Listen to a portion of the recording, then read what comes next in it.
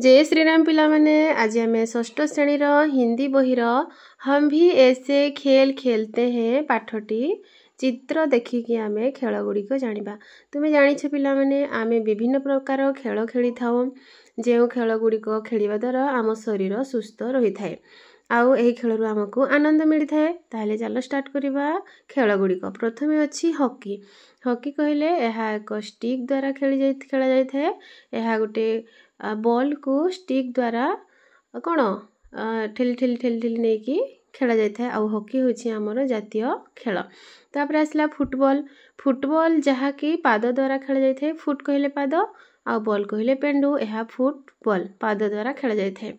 तापर दौड़। दौड़ कहले दौड़ प्रतियोगिता जोटी कि निर्दिष्ट गोटे स्थान थाए सेठाको जी प्रथमे पहुँचे से विन करथाए ताको विनर घोषणा करा जाए। तापरे योगासन।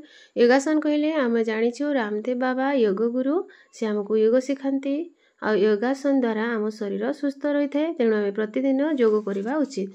तापरे आसिला व्यायाम। व्यायाम करने द्वारा मध्य आम शरीर सुस्थ रही है। तेणु आम प्रतिदिन समय काढ़ी योग करवा उचित आउ व्यायाम करवा मध्य उचित।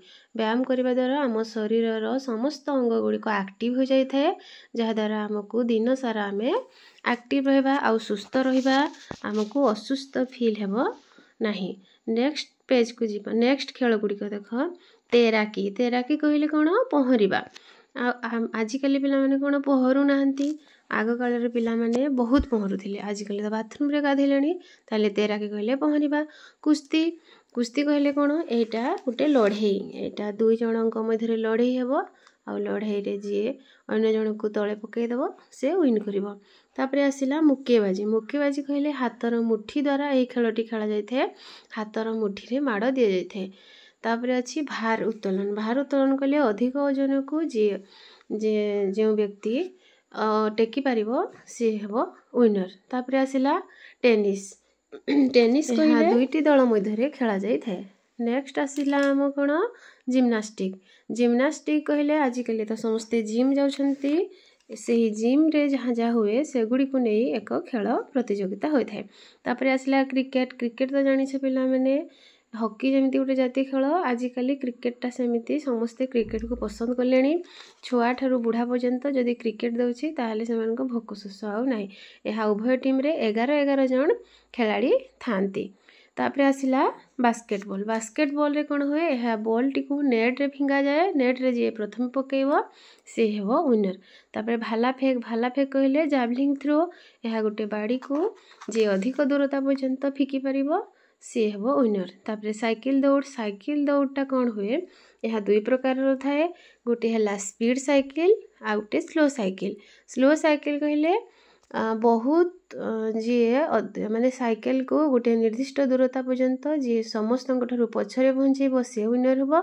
आउ स्पीड साइकिल रे जी से दूरता को आग पहुँचब सी विनर हेबो।